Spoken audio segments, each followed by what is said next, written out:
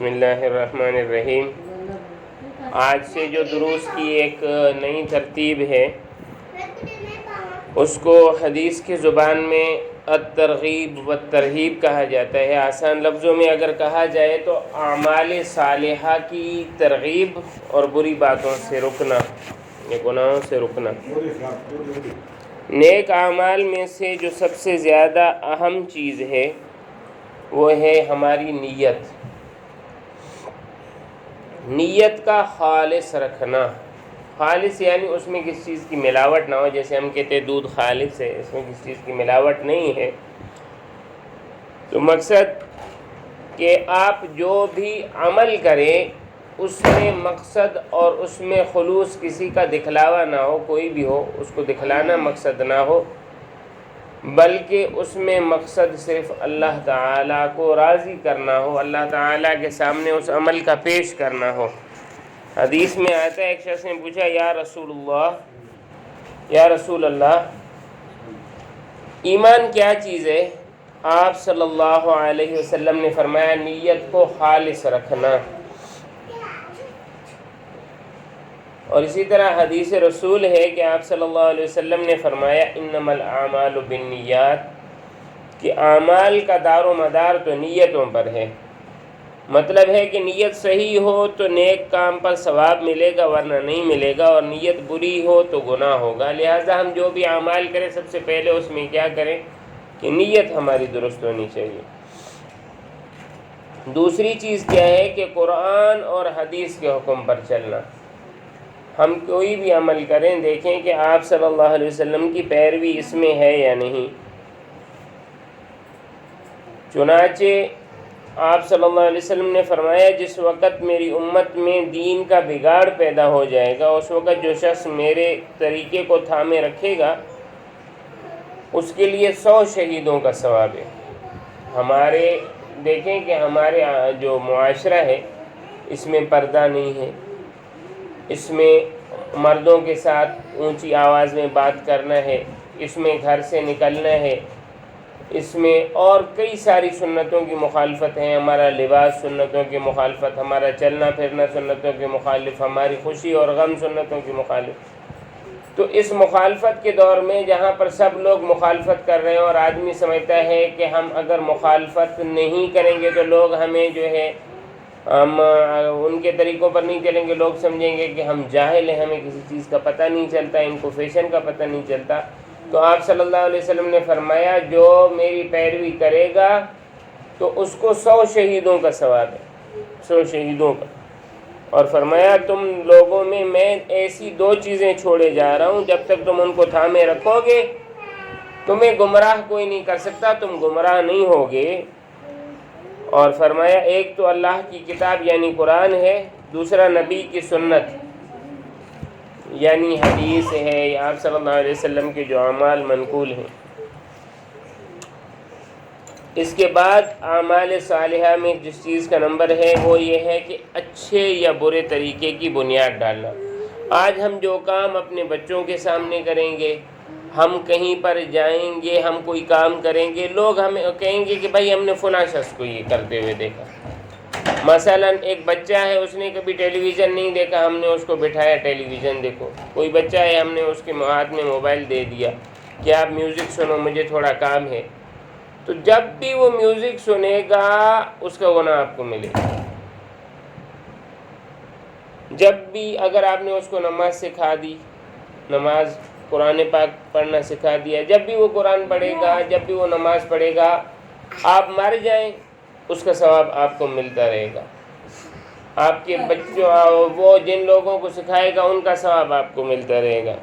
چنانچہ آپ صلی اللہ علیہ وسلم کی حدیث ہے، فرمایا جو شخص کسی اچھے طریقے کی بنیاد ڈالے پھر لوگ اس پر چلیں تو اس شخص کو خود اس کا ثواب ملے گا اور جتنوں نے اس کی پیروی کی ان سب کے برابر اس کو ثواب ملے گا، اور عمل کرنے والوں کے ثواب میں کوئی کمی نہیں ہوگی۔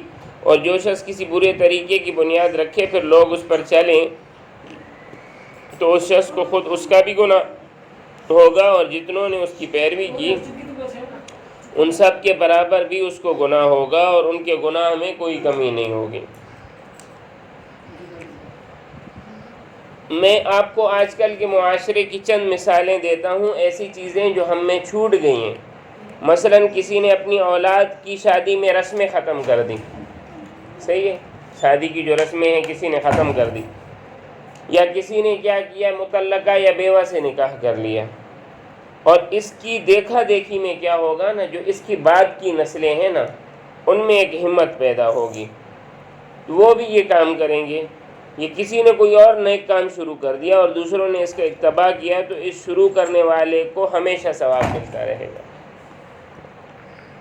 اس کے بعد کیا ہے کہ دین کی طلب ہونی چاہیے کہ ہمارا دین مکمل ہے یا نہیں، صبح و شام کی زندگی میں میرے رب کے میرے لیے کیا احکام ہیں، میرے رب کا میرے لیے کیا حکم ہے، میرے کس عمل سے اللہ خوش ہوں گے، کس عمل سے اللہ تعالیٰ ناراض ہوں گے۔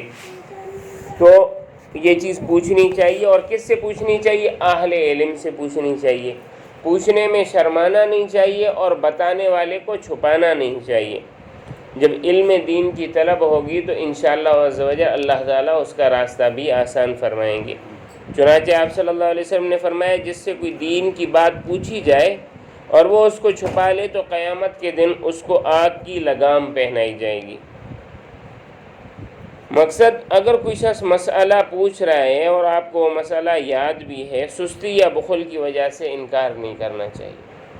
آپ نے قرآن پڑھا ہوا ہے، آپ کو حدیث کا علم ہے، آپ نے کوئی دین پڑھا ہوا ہے، اللہ تعالیٰ نے آپ پر اس کا رحم کیا ہوا ہے کہ آپ کو دین کی تعلیم دی ہے، تو آپ یہ کہیں کہ نہیں میں جو ہے بچوں کی خدمت ہے اور یہ چیزیں اور وہ چیزیں، اور اس کی وجہ سے آپ نے دین پڑھانا چھوڑ دیا، تو آپ صلی اللہ علیہ وسلم کی یہ جو حدیث ہے، الجم یوم القیامت بلجام من النار، قیامت کے دن اس کے منہ میں آگ کی نکیل، آگ کی لگام ڈالی جائے گی۔ تو اگر آپ کو کوئی چیز آتی ہے تو وہ بتائیں، نہیں آتی اس کو دیکھیں، دیکھنے کے بعد بتائیں، بغیر تحقیق کے، بغیر کسی چیز کے نہ بتائیں، اور یہ چیز اپنے اندر لائیں کہ جو مسئلہ ہو اس پر عمل کریں۔ اچھا، اب آدمی کہتا ہے یار میرے پاس تو اور بہت زیادہ کام ہے، میں کیوں کروں، دوسروں کو یاد کرنا چاہیے۔ تو بھائی دیکھیں آپ صلی اللہ علیہ وسلم نے کیا فرمایا ہے۔ آپ صلی اللہ علیہ وسلم نے فرمایا، میری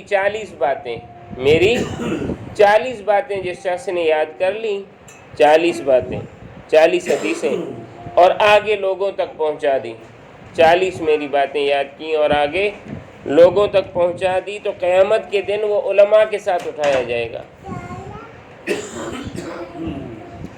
تو اس میں بہت اہتمام کرنا چاہیے اور علم حاصل کرنا چاہیے اور علم کے لیے محنت کرنی چاہیے۔ تو اللہ تعالیٰ سے دعا ہے کہ اللہ تعالیٰ ہمیں ان طریقوں پر عمل کرنے کی توفیق عطا فرمائے۔ سب سے پہلے ہماری نیتیں خالص ہوں، اللہ کے لیے ہوں، ہماری زندگی کے جو احکام ہیں وہ قرآن اور حدیث کے مطابق ہوں، ہم اپنی اولاد کو، ہم اپنے نئے سیکھنے والوں کو، ہم اپنے دوستوں کو، ہم اپنے ماتحتوں کو جو راستہ دکھائیں وہ راستہ اچھا ہو، اور جس راستے میں اگر ہمیں کوئی مشکلات آ رہی ہیں، ہمیں کوئی چیز سمجھ نہیں آ رہی، تو اس کا ہم علم اپنے علماء سے حاصل کریں، اور جو علماء ہیں اللہ تعالیٰ نے ان کو علم کے ساتھ نسبت دی ہے، نبی کریم صلی اللہ علیہ وسلم کے ساتھ ان کو نسبت دی ہے، ان میں یہ جو ہے چیز ہونی چاہیے کہ وہ اپنا علم نہ چھپائیں سستی اور بخل کی وجہ سے۔ اور اس کے بعد جو ہے اگر کوئی بھول گیا ہے، چاہے وہ عالم ہے بھول گیا ہے یا کوئی ایسا ہے کہ اس کو پتہ نہیں، تو اس کے بارے میں جو میں نے آخر میں ایک آپ صلی اللہ علیہ وسلم کی حدیث عرض کر دی کہ بھائی 40 باتیں آپ صلی اللہ علیہ وسلم نے فرمائی، 40 حدیثیں میری 40 باتیں آپ لوگ یاد کریں، آگے پہنچا دیں، اور آپ کو علماء جتنا درجہ ملے گا، 8 سال 12 سال پڑھنے کی ضرورت نہیں ہے، اتنا کافی ہے کہ 40 باتیں آپ صلی اللہ علیہ وسلم کی یاد کر لی اور لوگوں تک پہنچا دی۔